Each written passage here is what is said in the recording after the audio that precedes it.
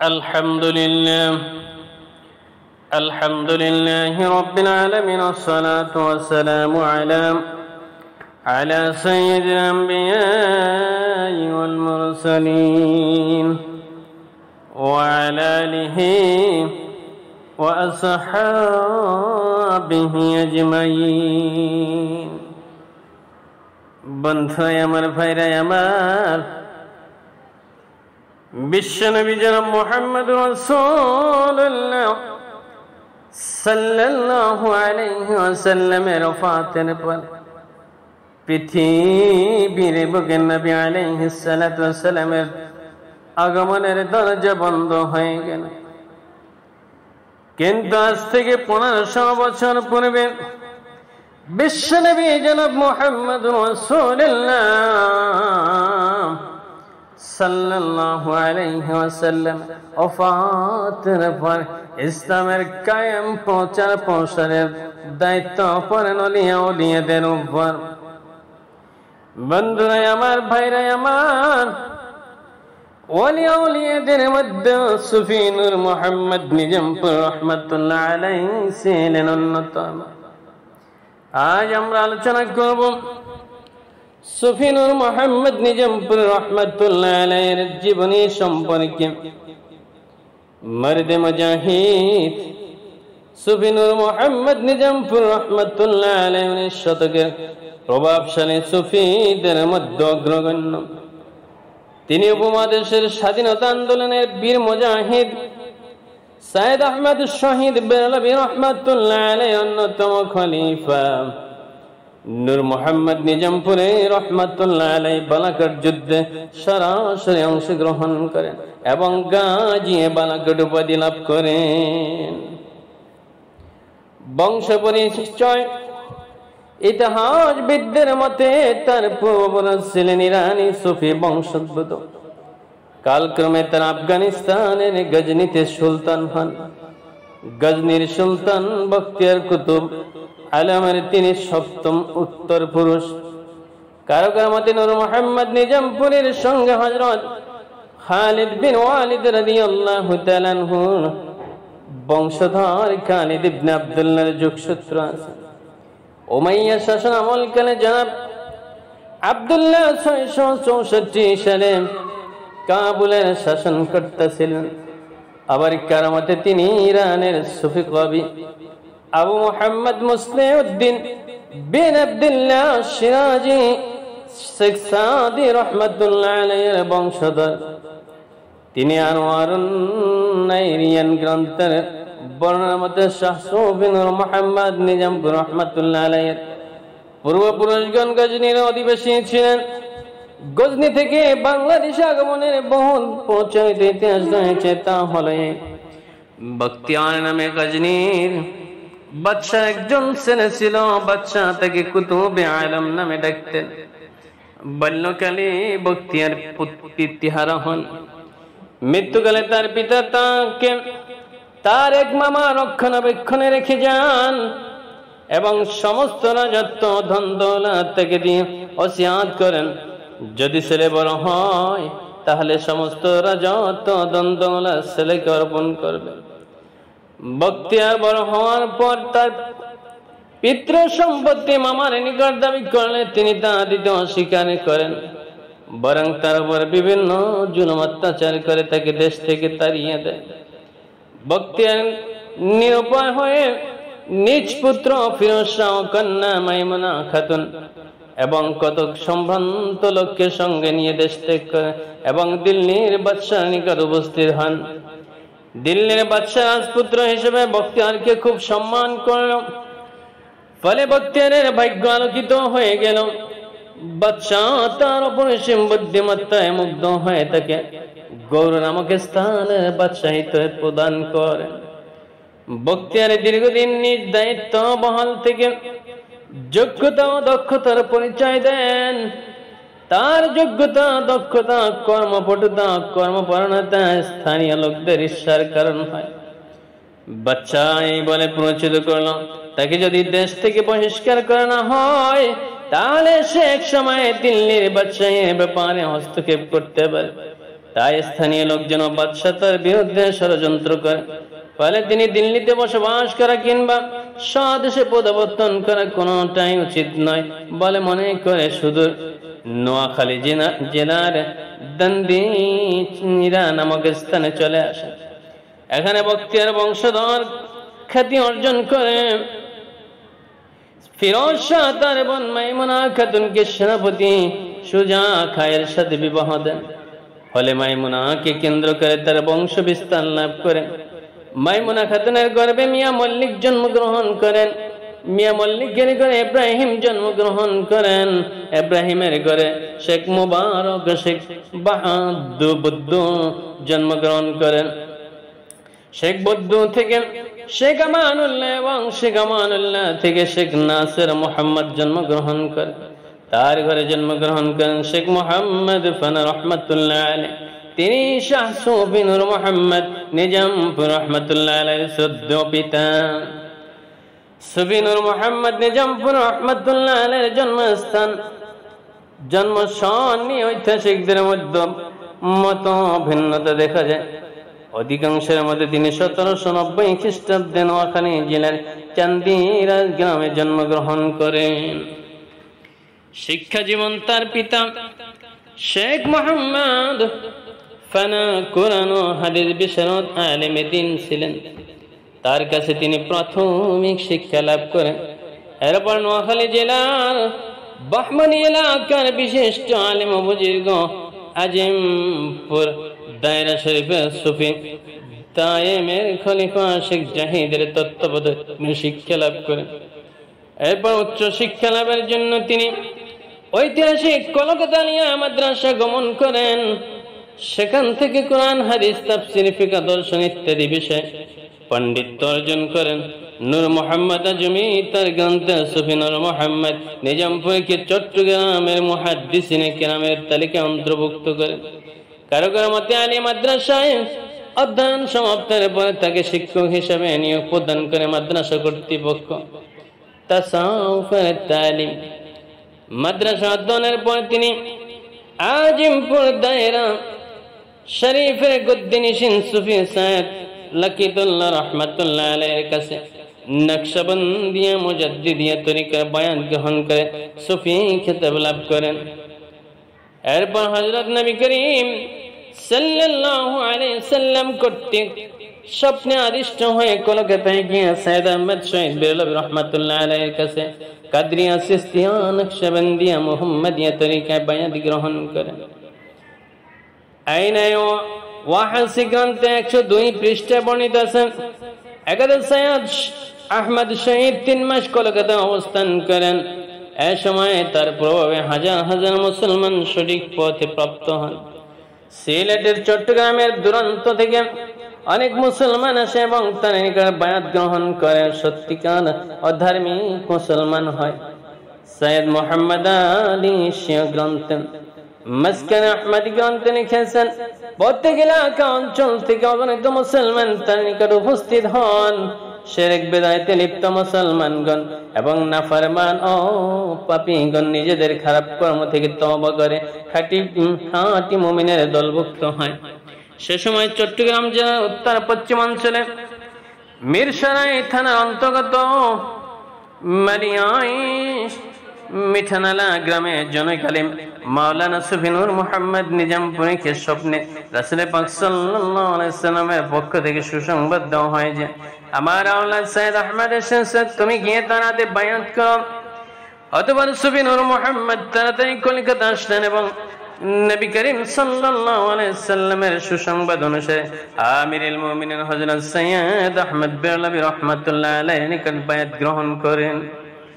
সৈয়দ আহমদ শহীদ রাহমাতুল্লাহ আলাইহি সুবহান স্বপ্নে আদিষ্ট হয়ে বায়াত গ্রহণ করার পর 1821 থেকে 1831 10 বছরের দীর্ঘ সময় তিনি মুর্শিদের সরাসরি সোহবতে ছিলেন। 1821 খ্রিস্টাব্দের 30 জুলাই 1236 হিজরি সনের 20 শাওয়াল 430 জন সঙ্গী সহ সৈয়দ আহমদ শহীদ বেরলভী রাহমাতুল্লাহ আলাইহি কলকাতা থেকে হজ ব্রত পালনের উদ্দেশ্যে বাইতুল্লাহ শরীফ রওনা হন। প্রতিমধ্যে আরো 700 জন এই মোবারক কাফেলায় যুক্ত হয়। সুফি নূর মোহাম্মদ নিজামপুর রহমাতুল্লাহ আলাইহি হজের সফরে অন্যতম প্রধান সঙ্গী হিসেবে গমন করেন। জিহাদের সফরে সৈয়দ আহমদ শহীদ রহমাতুল্লাহ আলাইহি তাবুর সন্নিকটে নূর মোহাম্মদ নিজামপুর রহমাতুল্লাহ আলাইহি কামরা থাকতো। খেলাফত ও দিন পৌঁছানো ফরজ প্রদানের নির্দেশ। বায়াত গ্রহণের পরে তিনি পীরের নির্দেশে জিয়ারতে নিমগ্ন হন। সৈয়দ আহমদ শহীদ রহমাতুল্লাহ আলাইহির তালিম তাওয়াজ্জুহের ফলে দ্রুত তিনি কামালের উচ্চ শিখরে পৌঁছেন এবং খেলাফত লাভ করেন। পীর ও মুর্শিদ কর্তৃক তিনি দ্বীন ও তরিকা প্রদান এবং শালিকদের মধ্যে ফায়াজ প্রদানের নির্দেশ প্রাপ্ত হন। তিনি ও তার পীর ভাইদের একান্ত প্রচেষ্টায় সৈয়দ আহমদ শহীদ রহমাতুল্লাহ আলাইহির কাফেলায় অসংখ্য শালিকের সমাবেশ ঘটে থাকেন। তারা সৈয়দ আহমদ শহীদ রহমাতুল্লাহ আলাইহির কাছে বায়াত হয় সুন্নতে নববীর অনুসরণের প্রতি তৎপর হয়ে ওঠে। এমনকি এ সময় প্রতিদিন 50 থেকে 100 জন বিধর্মী মুসলমান হতো। মাখজানে আহমদীর লেখক বলেন, ওই সময় জনসমাজে এমন অবস্থার সৃষ্টি হয় যে দেখলে তুমি বলতে যে যেন নবীর যুগ পুনর্জীবন লাভ করেছে। জিহাদের বায়াত ও অবদান। তরিকতের বায়াতের পাশাপাশি সুফি নূর মোহাম্মদ নিজামপুর রহমাতুল্লাহ আলাইহি তার পীর ও মুর্শিদ সৈয়দ আহমদ শহীদ বেরলভী রহমাতুল্লাহ আলাইহির কাছে জিহাদের বায়াত গ্রহণ করেন। 1826 থেকে 1831 পর্যন্ত প্রায় 18 ন্যায় সংগত যুদ্ধে তিনি সক্রিয় অংশগ্রহণ ও গুরুত্বপূর্ণ দায়িত্ব পালন করেন। যেমন আকুরার যুদ্ধ, নওশের যুদ্ধ, পঞ্জতারের যুদ্ধ, ময়দার যুদ্ধ, শাহেদুর যুদ্ধ, হাজরা যুদ্ধ, মাইয়ার যুদ্ধ, ঐতিহাসিক বালাকোট যুদ্ধ, আসরাফুলের অভিযান, পেশোয়ারের অভিযান ইত্যাদি উল্লেখযোগ্য ময়দান যুদ্ধে শত্রুপক্ষের কামানের গোলা ছুড়তে শুরু করলে টিকে থাকা কঠিন হয়ে পড়ে। তখন সুফি নূর মোহাম্মদ নিজামপুর রহমাতুল্লাহ আলাইহি হাকিকতের মাকামে সাইফুল্লাহ ফায়াজ করেন। ফলে নিজেদের সৈন্য রক্ষা ও শত্রুপক্ষকে ঘায়েল করার প্রথম পদক্ষেপে সফল হয়। এমনকি তিনি তার নিজ হাত মোবারক দিয়ে কামানের গোলা হস্তগত অকার্যকর করে দেন। এর ফলশ্রুতিতে মুজাহিদ বাহিনী জয়লাভ করে বিপুল পরিমাণ অস্ত্র, কামান, গোলা বারুদ ইত্যাদি হস্তগত হয়। 1830 খ্রিস্টাব্দে মায়ার যুদ্ধে ফজলুর রহমান বর্ধমানী শহীদ হন এবং মাওলানা আব্দুল হাকিম বাঙ্গালী ও সুফি নূর মোহাম্মদ নিজামপুর রহমাতুল্লাহ আলাইহি জখমী হন। নওশাহের যুদ্ধে সুফি নূর মোহাম্মদ নিজামপুর রহমাতুল্লাহ আলাইহির অন্যতম সেনাপতির দায়িত্ব পালন করেন। প্রতিপক্ষের সহস্রাধিক সৈন্যের মোকাবিলা করেন। অসীম বীরত্ব, সঠিক নেতৃত্ব সর্বোপরি আল্লাহ তাআলার গায়বী মদদে মুসলমানদের উক্ত যুদ্ধে জয়লাভ করেন। এ সকল জিহাদে নূর মোহাম্মদ নিজামপুর রহমাতুল্লাহ আলাইহি বিশেষ নৈপুণ্য প্রদর্শন করেন। যুদ্ধে পূর্বে তিনি একটা রুমাল ঘুরিয়ে সেনাবাহিনীর চতুর্দিকে প্রদক্ষিণ করতেন এবং শত্রুপক্ষের তীর, বর্ষা ইত্যাদি বিসমিল্লাহ বলে হাত দিয়ে ধরে ফেলতেন। অগণিত তীর ও বল্লমের আঘাতে তার এক হাত অবশেষে অবশ হয়ে যায়, তবুও তিনি যুদ্ধক্ষেত্রে থেকে পৃষ্ঠ প্রদর্শন করেননি। রণজিৎ সিং এর বাহিনীর সাথে এক যুদ্ধে পাক করেন। রণজিতের পশ্চাতে অদূরে আমিরুল মুমিনিন সৈয়দ আহমদ শহীদ বেরলভী রহমাতুল্লাহ আলাইহি তার মুজাহিদ বাহিনী নিয়ে তাবু খাটান। নামাজের সময় হলে তিনি ঘোষণা দেন, আজ ওই ব্যক্তি আজান দিবেন যার দীর্ঘ সময় উল্লেখপূর্বক আসরের সুন্নাত নামাজ ছুটে যায়নি। সেদিন সুফি নূর মোহাম্মদ নিজামপুর রহমাতুল্লাহ আলাইহি আজান দেন। কথিত আছে তার আজানের সাথে সাথে রণজিৎ সিং এর রাজমুকুট খসে পড়ে এবং ঝড় শুরু হয়ে যায়। বালাকোটের যুদ্ধে অবদান।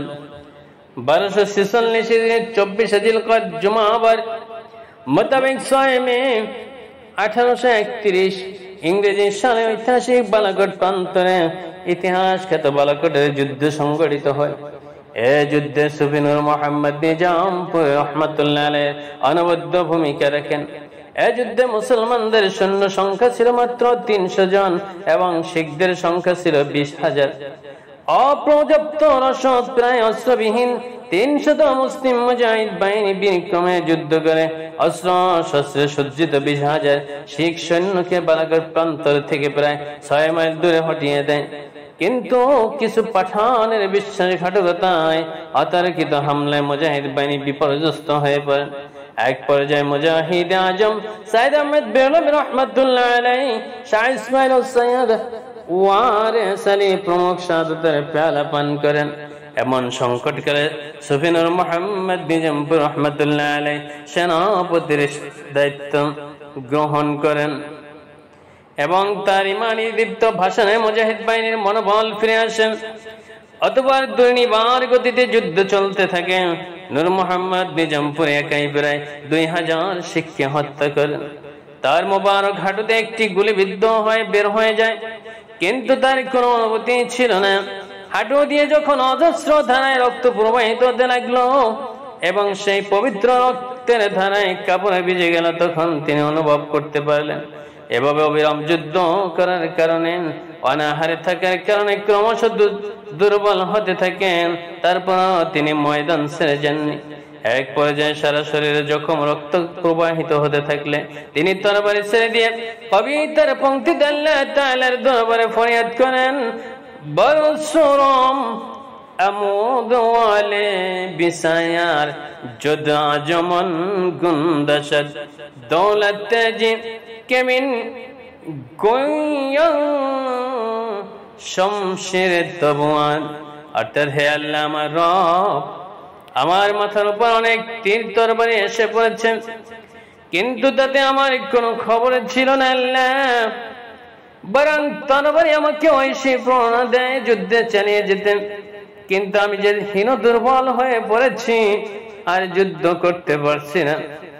বালাকোট যুদ্ধে বীরত্বপূর্ণ অবদানের জন্য তিনি গাজী বালাকোট খেতাব প্রাপ্ত হন। বালাকোটের পরবর্তী জীবন। বালাকোট যুদ্ধের পর সুফি নূর মোহাম্মদ কিছুদিন কলকাতা অবস্থান করেন। একদা সুফি নূর মোহাম্মদ গোলাম রহমান মসজিদে জামাতের শরীয়ত নামাজ পড়ার জন্য উপস্থিত হন। তখন ইংরেজ সরকার একদম সিপাহী মসজিদটির চারপাশে ঘিরে ফেলেন। পরিস্থিতি অনুধাবন করতে কারো অসুবিধা হলো না। সিপাহীরা অপেক্ষা করতে লাগলো সুফি সাহেব নামাজ পড়ে বের হলে গ্রেফতার করবেন। অনন্য মুসল্লিগণ নামাজ শেষ করে গন্তব্যে ফিরে গেলেন। কেবলমাত্র সুফি নূর মোহাম্মদ নিজামপুর রহমাতুল্লাহ আলাইহি মসজিদের ভিতরে আল্লাহর জিকিরে মগ্ন। সিপাহীগণ ভাবলো তিনি আর কতক্ষণ মসজিদে থাকতে পারবেন। রাত্রি শেষে বাধ্য হয়ে তাকে বের হতে হবে। এই ভেবে মসজিদ অবরোধ করে রাখলো। তিনি যেন পালাতে না পারেন সেদিকে বিশেষ সতর্ক দৃষ্টি রাখা হলো। কিন্তু আল্লাহ যার নিগাহবান তার অনিষ্ট সাধন করা কি মানুষের সাধ্য? বড় হওয়ার পর সিপাহীরা সুফি সাহেবকে ডাকতে লাগলো। মসজিদের ভিতরে তন্ন তন্ন করে সন্ধান করা হলো, কিন্তু তার নাম গন্ধ পাওয়া গেল না। বলে আল্লাহ পাকের অপার করুণা, অসীম কুদরতে সুফি নূর মোহাম্মদ অলৌকিক ভাবে অদৃশ্য হয়ে গেল। এক বর্ণনায় পাওয়া যায়, ইংরেজ সিপাহীরা যখন উক্ত মসজিদ ঘেরাও করে রেখেছিল, ঠিক একই সময় আসামের মুসলমানরা সুফি নূর মোহাম্মদ নিজামপুরে আসামে দেখতে পায়। এই সংবাদ জানতে পেরে ইংরেজ সরকার আরো বিচলিত হয়ে পড়েন। উক্ত ঘটনার কিছুদিন পর ইংরেজরা সংবাদ পেল যে সুফি নূর মোহাম্মদ গোলাম রহমান মসজিদের পার্শ্ববর্তী একটি লঙ্গরখানায় অবস্থান করেছেন। সংবাদ পাওয়া মাত্র কলকাতা সিটি পুলিশের একটি বাহিনী আতঙ্কিত সে লঙ্গরখানায় উপস্থিত হয়ে তাকে গ্রেফতার করার জন্য। কিন্তু এবারও তিনি অলৌকিক ভাবে রক্ষা পান। ইংরেজদের চক্রান্ত ব্যর্থতায় পর্যবসিত হয়। এবার ইংরেজ সরকার আর একটি কৌশল অবলম্বন করে। ইংরেজ সরকার সুফি নূর মোহাম্মদ নিজামপুরের দৈনন্দিন কাজকর্মের রিপোর্ট করার জন্য কিছু গুপ্তচর নিয়োগ করে। কিন্তু আল্লাহ পাকের মহিমা, গুপ্তচর সুফি সাহেবের সন্নির্দেশে তার অলৌকিক ক্ষমতা দেখে আত্মসমর্পণ করে এবং মুসলমান হয়ে যায়। এভাবে ইংরেজ সরকার একের পর এক কৌশল গ্রহণ করে কিন্তু তাদের সকল চেষ্টা ও চক্রান্ত ব্যর্থ হয়ে যায়।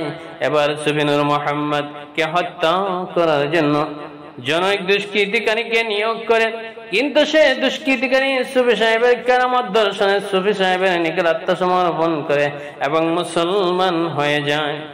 এরপর তিনি ফিরে এসেন নিজামপুরে পরগনার মালাই এসে স্থায়ীভাবে বসতি স্থাপন করেন এবং বাংলার প্রত্যন্ত অঞ্চলে তার পীর মুর্শিদের প্রতিষ্ঠিত তরিকায়ে মুহাম্মাদিয়া বার্তা প্রচারে নিজেকে নিয়োজিত করেন। দ্রুততম সময় যদিও মাদ্রাসা প্রতিষ্ঠা করার যথাসাধ্য ছিল না, তাই লোকজনের মনোযোগ আকর্ষণ এবং ইসলাম ধর্মের মৌলিক নীতি বিষয়ে লোকজনদেরকে প্রশিক্ষণ দিতে তিনি তার মসজিদ সংলগ্ন একটি খানকা প্রতিষ্ঠা করেন। তার বক্তব্য শুনতে এবং নিজেদেরকে তরিকায়ে মুহাম্মাদিয়ার বিধি অনুযায়ী সজ্জিত করতে এই খানকায় বিপুল পরিমাণ লোক একত্রিত হতেন। তিনি মুজাররাদ চিরকুমার ছিলেন, বিবাহ তিনি করেননি।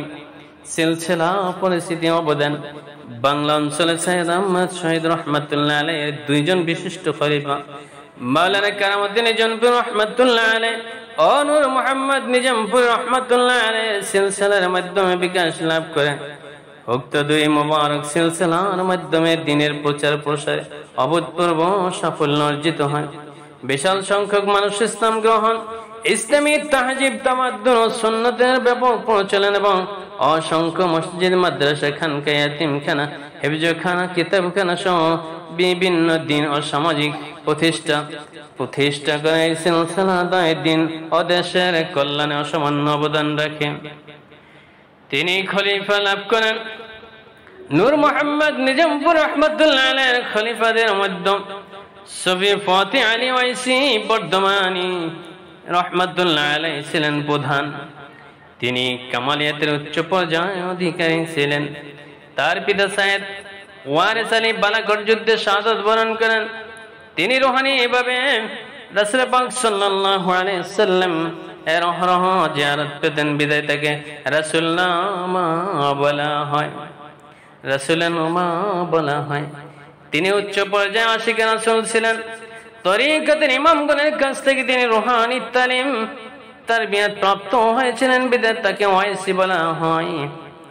দেওয়ানে ওয়াইসি তার ফরাসি ভাষায় লিখিত ইশকে রাসূল সাল্লাল্লাহু আলাইহি ওয়াসাল্লামের অমর কাব্যগ্রন্থ। তার 39 জন বিশিষ্ট খলিফা ছিলেন। এর মধ্যে ফুরফুরা শরীফে মুজাদ্দিদ জামান শাহ আবু বকর সিদ্দিক রহমাতুল্লাহ আলাইহি ছিলেন প্রধান খলিফা। তার মাধ্যমে ফুরফুরা সিলসিলা বিকাশ লাভ করেন। মুসলমানদের পশ্চাৎপদ সময় তিনি 800 স্কিম ও নিউ স্কিম মাদ্রাসা, 1100 মসজিদ সহ বহু খানকা সামাজিক দ্বীনি প্রতিষ্ঠান গড়ে তোলেন। শিক্ষা, সমাজ সংস্কার, উপমহাদের স্বাধীনতা সংগ্রামে তিনি অনন্য ভূমিকা পালন করেন। বাংলা ভাষায় ইসলাম চর্চায়, কিতাব রচনা ও সংবাদ পত্রের পৃষ্ঠপোষকতায় তার অগ্রণী ভূমিকা রয়েছে। তার অন্যতম প্রধান খলিফা মাওলানা রুহুল আমিন বশিরহাটি রহমাতুল্লাহ আলাইহি একাই প্রায় 138টি কিতাব রচনা করেন। মুজাদ্দিদ জামানের আরেক খলিফা সুফি সদরউদ্দিন আহমদ রহমাতুল্লাহ আলাইহি শহীদ। তার তাসাউফের উপর 18টি কিতাব রচনা করেন। খলিফাদের মধ্যে পীর প্রফেসর আব্দুল খালেক রহমাতুল্লাহ আলাইহি পাকিস্তানের সংবিধানের শরিয়ার আইন বাস্তবায়নের জন্য গঠিত তালিমাত ইসলামী বোর্ডের সদস্য ছিলেন।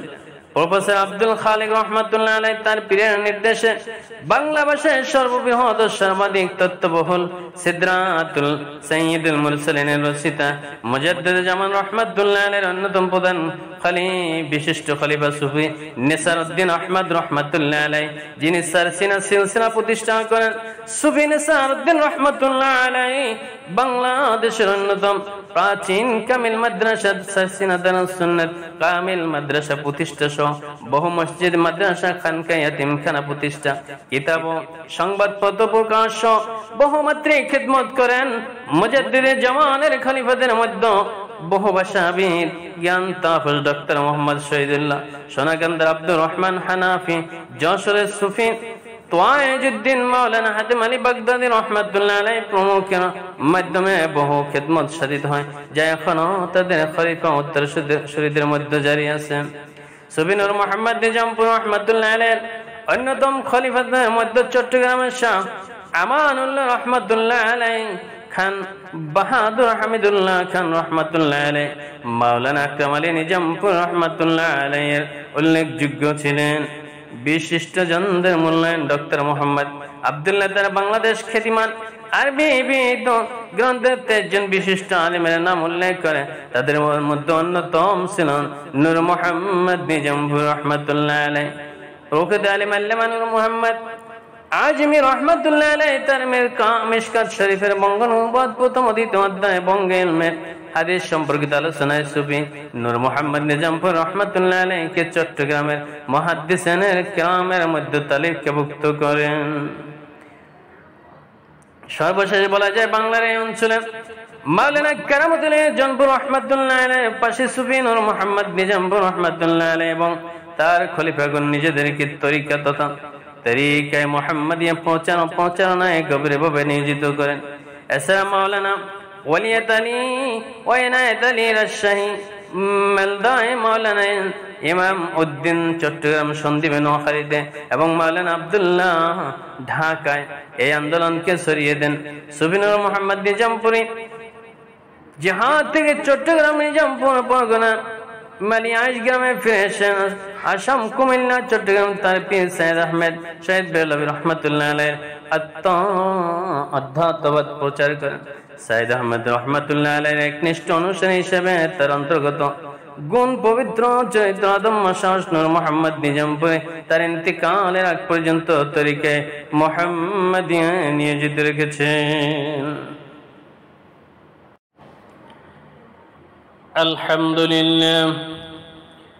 আলহামদুলিল্লাহি রাব্বিল আলামিন ওয়াসসালাতু ওয়াসসালামু আলা সাইয়্যিদিল আম্বিয়াই ওয়াল মুরসালিন